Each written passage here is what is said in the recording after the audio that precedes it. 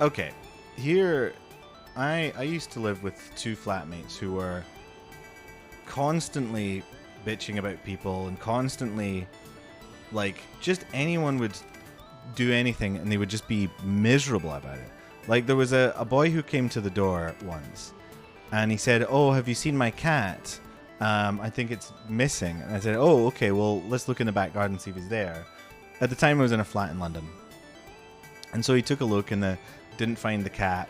And then I saw a little while later what I thought was the cat. Turned out it wasn't, but I went and told him and he was like, "No, that's not my cat in this thing, right?" And then I told these flatmates, like, "Oh, there was a guy looking for his cat earlier on. Have you seen it?" And they went, "Oh, I would have told him to fuck off." And it's like, that was their immediate response to someone who's obviously lost their cat, and doing this kind of thing. There was a woman who lived downstairs looking after her sick mother, and they were like, "Oh, she's crazy. Oh, she's just so rude and horrible." And like I spoke to her and she was fine. But these people, of course, turned that same negative assholery about the world on me, where like they would just be bitter about everything, you know? And I realized like it was really tempting to just get like that, to be bitter back at them and be like, "Well, you know, you're saying fuck me, well, fuck you," you know?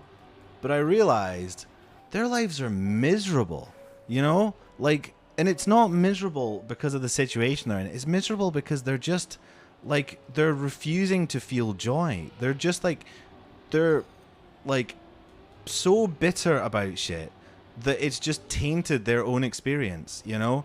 And I have no idea how they can find their way out of that.